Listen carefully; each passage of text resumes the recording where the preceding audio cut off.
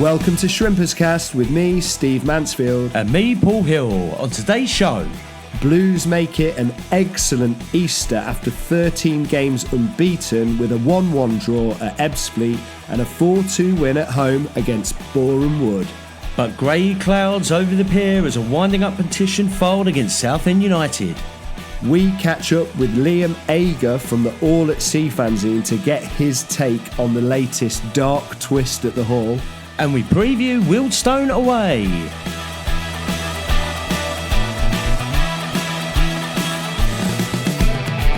Hello, and welcome to another episode of Shrimperscast. I'm sat here with Paul. Paul, how you doing, mate? All the better for seeing you, Squire. How are you? Yeah, not too bad. We have so much to talk about today. Southend played 2 games over the bank holiday weekend, so we've got 2 games to talk about, 2 good results. They're now unbeaten in 13 games, which is incredible. Yeah. But the internet's just gone absolutely wild. We're recording this on Tuesday because the consortium have put out a statement. There's all sorts of rumours of winding up petitions, and we'll come on to that as well. And we're going to have Liam Ager from the All at Sea Fanzine joining us to talk through that as well. Nice. So it's a really, really busy one. But let's do the usual, Paul. First of all, how are you? Anything new? No. Well, I've had a pretty good week. All the usual with work, but I'm always one for trying something new. You've had well, is it your new hairdo? You've had a nice trim, nice and short, aren't you? Yeah, short bag of sides, absolutely superb. But yeah, new haircut, and I love trying things new, and I'm absolutely buzzed to be Buzzcut. Hey! Well, I made my Blue Room debut. Oh, nice. You cheating on me? No, nothing like that at all. No, it's Paul and Chris Phillips and fellow Shrimpers have got a lovely little thing called the Blue Room where fellow Shrimpers get together and chat about the game, post-match review. And I got on to talk with Chris about the game, and it was fantastic. So I don't know if have you seen it online? No, I mean, I'm heartbroken. Mate, I don't know. It's brilliant. It's fantastic. I need to pick myself up off the floor. Yeah, you do. Yeah. No, but it's amazing. Absolutely, really good. I really enjoyed my time on there, and it's I urge everyone to go and have a little look. I mean, I found them on Twitter, so they're at Blue Room SUFC. But yeah, go and see all of their great content, and good chit chat with fellow Shrimpers. Nice one. Thank you for inviting Paul on, for promoting Shrimperscast for us. I mean, I am, feeling a little blue. It must be said. But Paul, look, 2 games, 2 great results. Southend went away to Ebbsfleet on Good Friday. Yep. We picked it out as a tough game. Yeah. We picked out one former Southend man who might come back to bite us, and lo and behold, he did. He did, didn't he? Yeah, he did.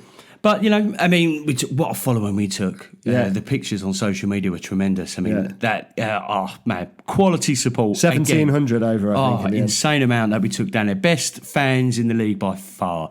But the usual, got down there. Ebbsfleet came at us. We knew it was going to be a tricky game, and then up comes Harry with his 17th of the season, a lovely header, and Coker with the assist. And going to half-time 1-0, well happy, but you knew Ebbsfleet were going to come. I mean, they're in great form. Yeah. A bit unfortunate, I feel, to be down there fighting now for their league status next season. They're 2 form teams going head-to-head, so a draw massively. Probably was a bit of a predictable one. I mean, like you just said there, Dominic Polion come off the bench to equalise. He could have gone either way. I think a draw is a fair result, but it set us up very nicely for the home visit of Boreham Wood. I mean, we did say on the last pod, didn't we, that if Southend didn't win that one, something must have been drastically wrong. They'd not won in a long time on the road. Very long time. And Southend, obviously, in great form, made it 13 unbeaten with a win at home. 6-goal thriller as well. 6 goals. Goals from all over the park as well. And stuff. It could have been more. Could have been far more. Yeah, absolutely. I mean, Luke Garrard, the manager, said at the beginning, you've got to attack Southend early and put them under pressure. I mean, they did kind of try that in the opening minutes, but once we settled down, that was it, really. I mean, the first goal, come over the top, Waldron, using his skill, let it go over the defender's head, and just legged it down used his pace. Waldroninho bombing down the wing, puts it in the box for Gus, comes steaming in, hits it, looks like it goes in on under the bar, smashed it in, 1-0, fantastic. And it was about 5 minutes in as well, wasn't it? Yeah, it was brilliant. I mean, fantastic, great start, absolute. But we didn't let take our foot off the gas. We carried on. And then the keeper, oh my God, their goalie, I think he was trying to do a Cruyff, but he ended up doing do you remember David Dunn when he tried to do that thing and he stacked it? He was a little bit like that. Walders nicked it off him, belted around, and then just took his time. And then Morton came in, and then he pinpoint crossed it. He still had a lot to do. He had 2 defenders on him, got his head on it. And that's his first goal for Southend, is that right? Yeah. He had a great game, Morton. Yeah, really good game, I think. And then the third, I reckon, it's got to be out there with goal of the season because it was Mayo ball. That's what it's been touted as, and it should be as well. Brilliant. Started with Colin at the back. Yeah. 10 of the 11 outfield players touched the ball. 17 passes. Yeah. And he just neatly worked around the back, into the midfield, down the left, got into Cards, who dropped a little bit deep, pinged it over to Gus. Gustavo whips it in. The defender nods it straight into the path of Bridgie. He took it down sublimely before burying it into the bottom corner of the onion bag, leaving the keeper flapping at mid-air. It was brilliant. Brilliant. What a goal. Brilliant. And then we could have been 4-0 up. Yeah. Again, Coco had a good opportunity. Again, more great work from the midfield there in from Morton. And he was a bit unlucky to kind of sail that one over. Yeah. But we knew, you 3-0 up at half time, you know the opposition manager is absolutely going potty. And he probably, a few chosen words were said in the change room because they came out fighting Boreham. Yeah. They've got nothing to lose. They scored quite early on, didn't they? 48th minute, something like that. And it was a deflected shot. I mean, I don't think Colin had much chance with it, really. And it just flew in. But then you could tell they were really wanting to go at us. And they kept coming. But then we got a penalty.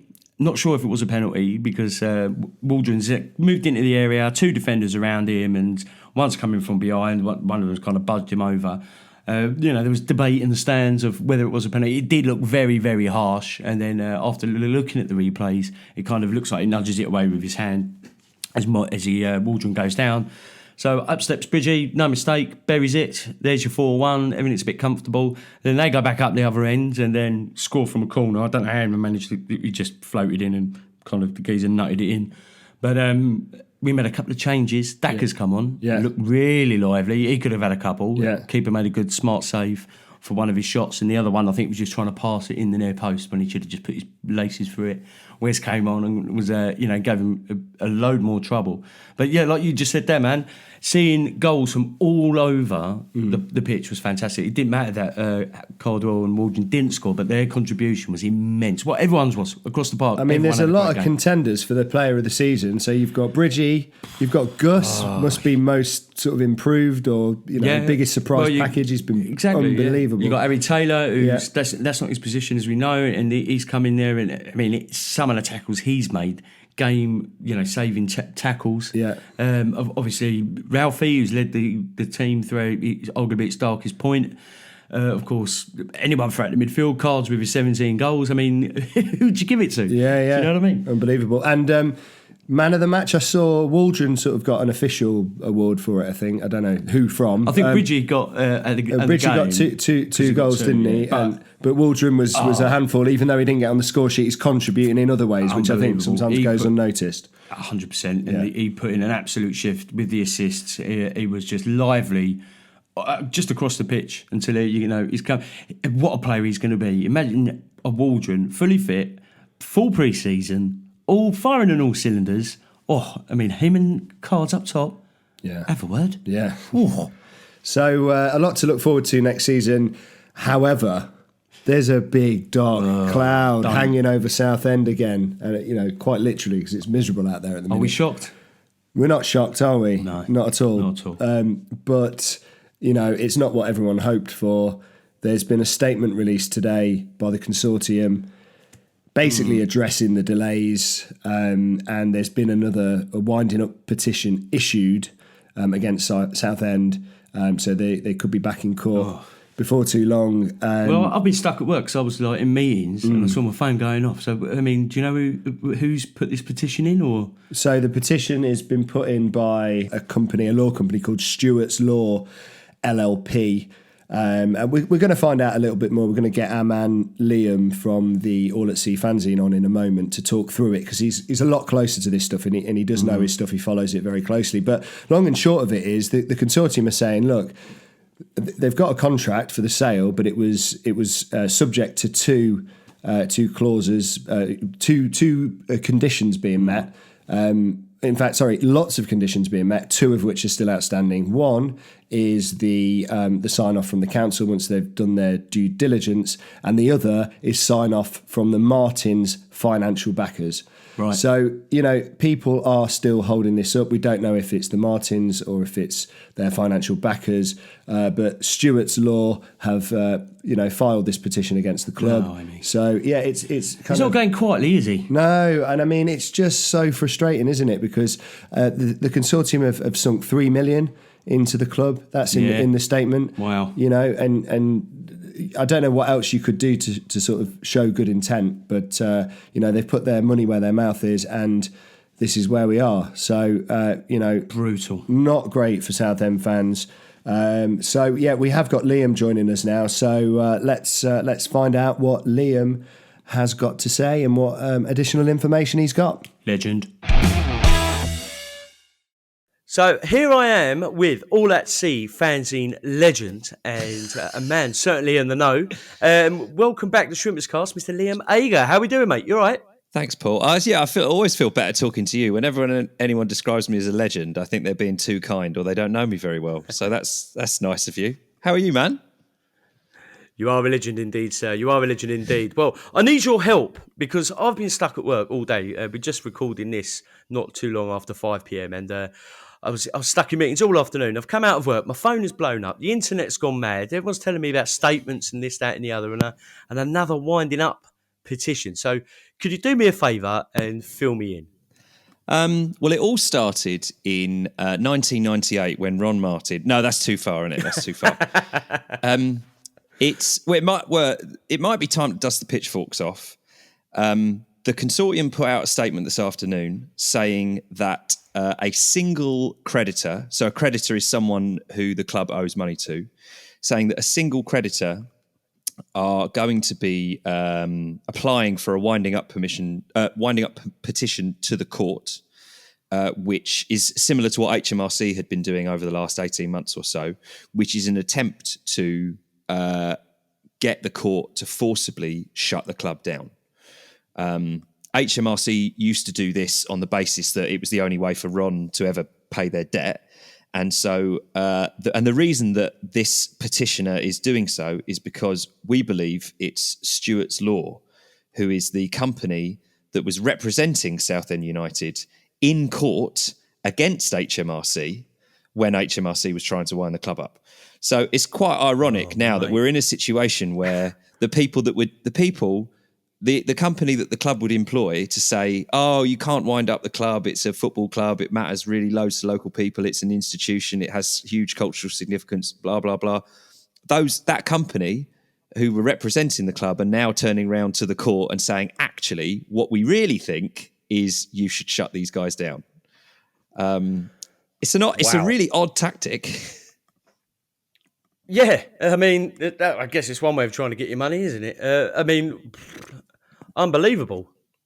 They know it's a good tactic because they know that if you back a company owned by Ron Martin into a corner, then he'll have to act. The difference is now is that the consortium have been paying all the bills, or at least the ongoing running costs of the club. They've been paying all the wages. They've been paying all the HMRC costs. They've been doing all of the sorts of things that have lifted the football club up off its knees. And they've been doing that probably since like October, maybe slightly before, maybe slightly afterwards, whatever, when the initial heads of terms were announced with the expected completion date of the 1st of November. So what's happening now is that I think that everyone expected this deal to go through much earlier than it has. And I think a lot of the other creditors, so we know about NPower and there's various other organisations that the club has taken services or products from and not paid. I think a lot of those organisations, some of them have taken or some of them have provisionally agreed settlements whereby their debt of whatever it might be, a percentage of that will be written off by the creditor, and then the club will only have to pay the remaining amount on that bill. Some of those have been agreed. I'm not sure all of them. I don't have any of the details or anything like that. But I know that some creditors have basically agreed to write down some of those debts. But we've got these one guys just sort of going completely rogue and breaking loose, and it becomes a bit of a risk because then all those other creditors start to want their money back as well. And what the consortium have said, what COSU have said, is that we don't want to. These are Ron Martin's debts.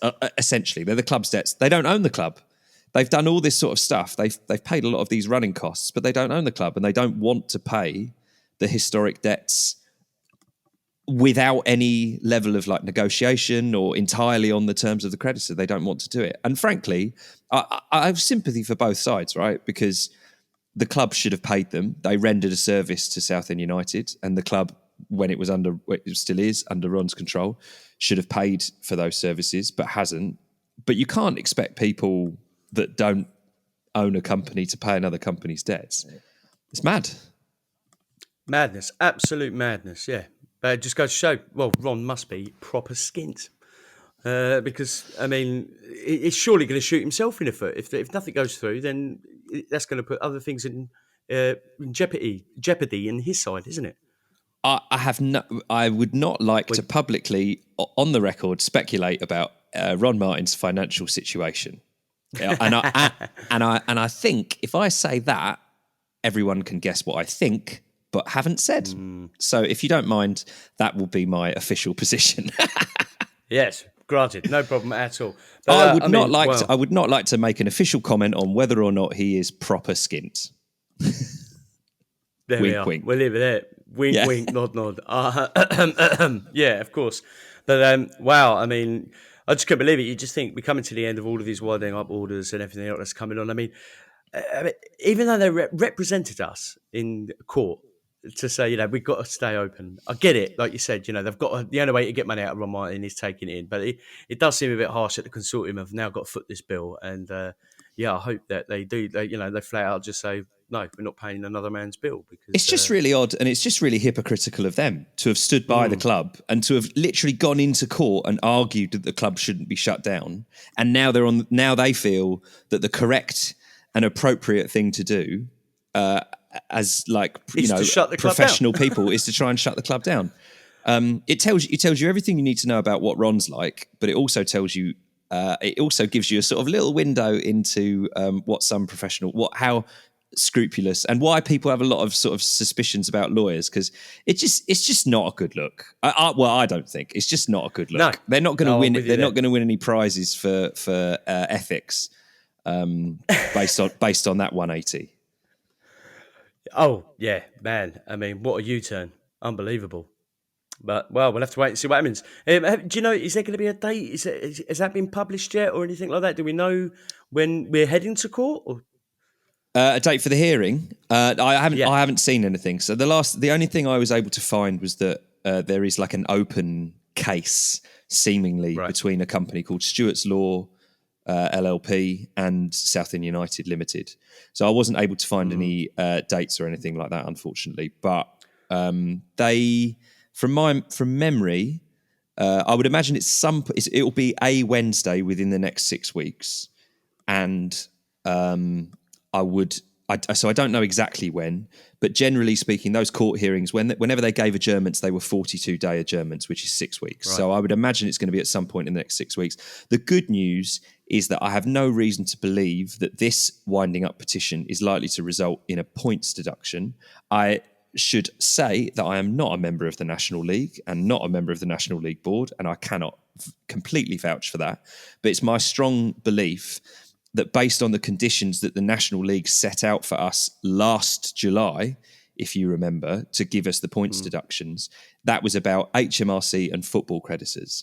And I do not believe, and I've spoken to people, again, not at the National League, not at the club, not with any legal background, but I've spoken to people in the at the trust and whatever, and we do not believe that this is likely to count as a football creditor. So we think that the club is at least safe from a 10-point deduction or a points deduction by the National League. Yep. So hopefully that is a crumb of comfort in all of this. The whole company might just get wound up again, like always. But at least we won't lose 10 points.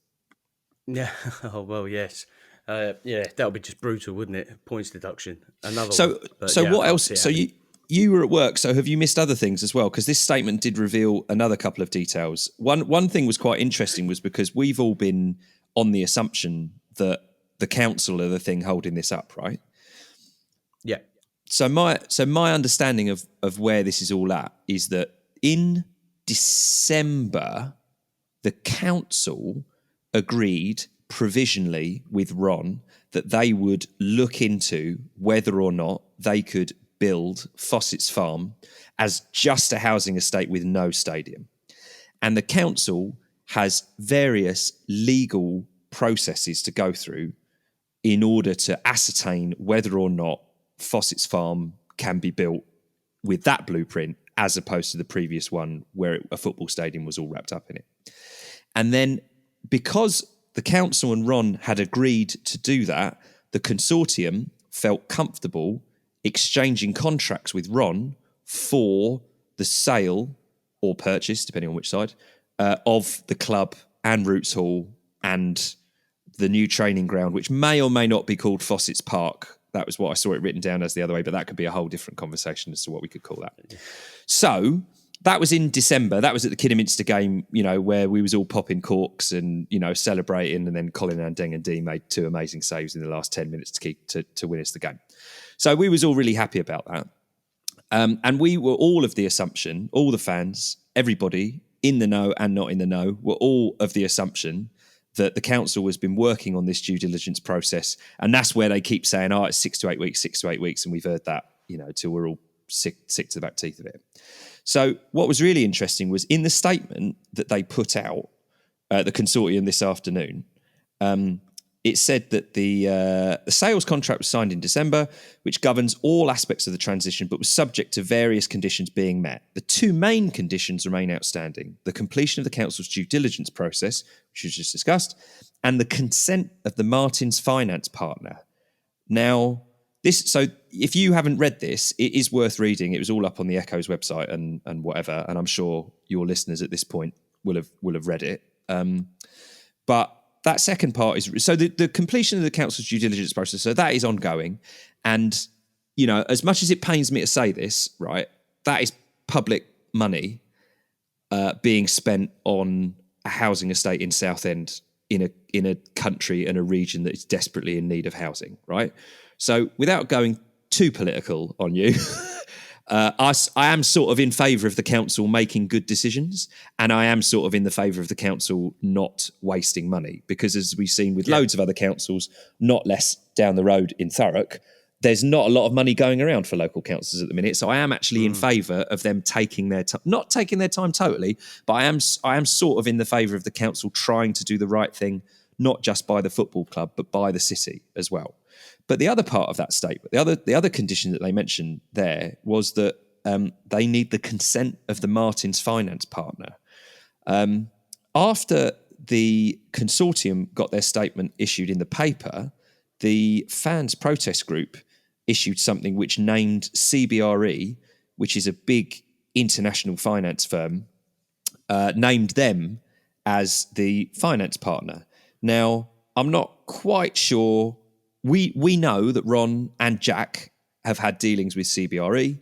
The land at Fossett's is subject to a charge, and what that means is the land at Fossett's has a value, and a charge being put on the land means that essentially borrowing has occurred against that value. So CBRE have effectively loaned the Martins money based on the assumed value of Fossett's Farm. And that's where, when people talk about Ron being up to his eyeballs in debt, so maybe I can issue a statement. Maybe I can have a personal position on how little money he's got. But essentially, when people talk about finance partners and all that stuff, essentially CBRE have lent him a load of money, and guess what? He doesn't have a lot to pay it back with. But so he needs this deal to go through, and CBRE therefore, as a serious financial player who have a literal legal stake in the freehold of various bits of land, to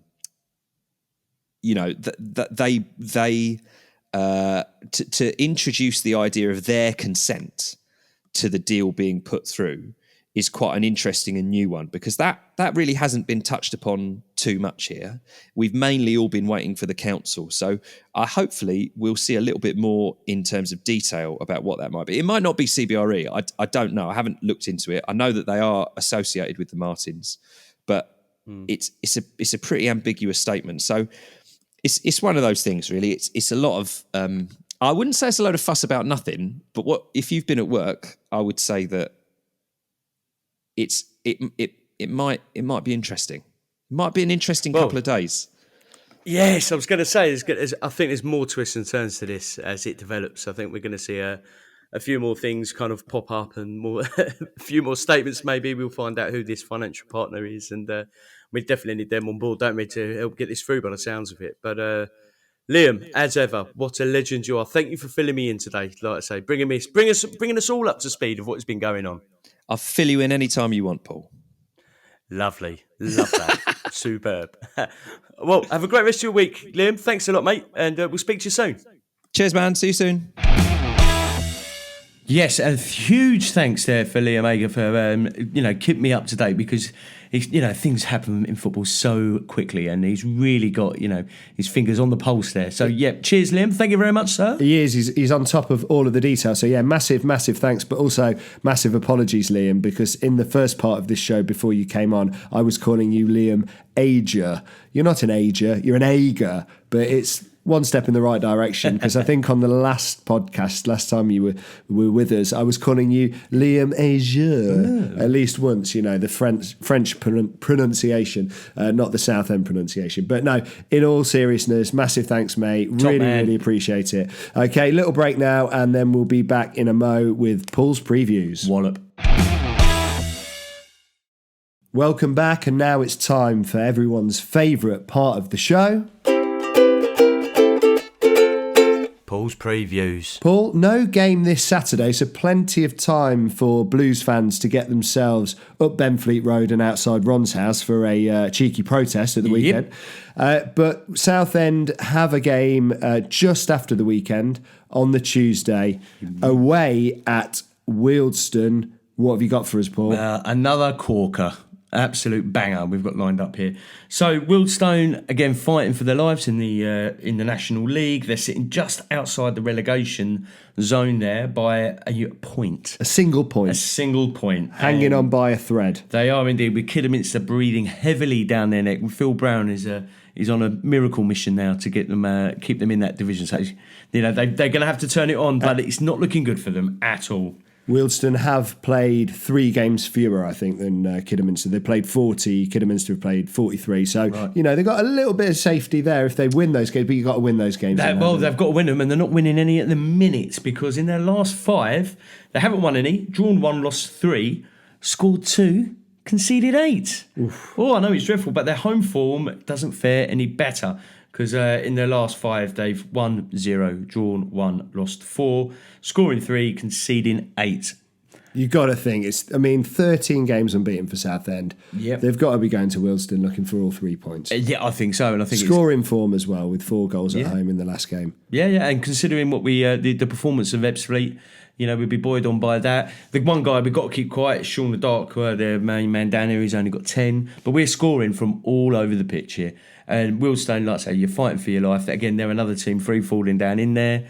It's going to be a tough one. I just hope we turn up and play, because we want a strong into the season, going into the title challenge of 24-25. Mm-hmm. But, it will be a tough game. Wealdstone will be scrapping for every ball, I would have thought. We know when we play them, it's always a tough game when we play Wealdstone. This is not going to be any different. It's going to be a different challenge, but it's going to be one that we can certainly take on and win. Yeah, one that you'd expect Southend to go down there and really go for all 3 points. So if you are making the trip down there, do enjoy. We will be back next week. I'm going to try and get to Wealdstone. You are indeed. Yeah. And as ever, massive thanks, Paul, for joining me today, mate. Always a pleasure, never a chore, sir. Huge thanks to Liam from All at Sea for filling us in on all the shenanigans and winding up petitions that are going on behind the scenes. Not the news that we wanted, but big thanks to Liam for coming on the show.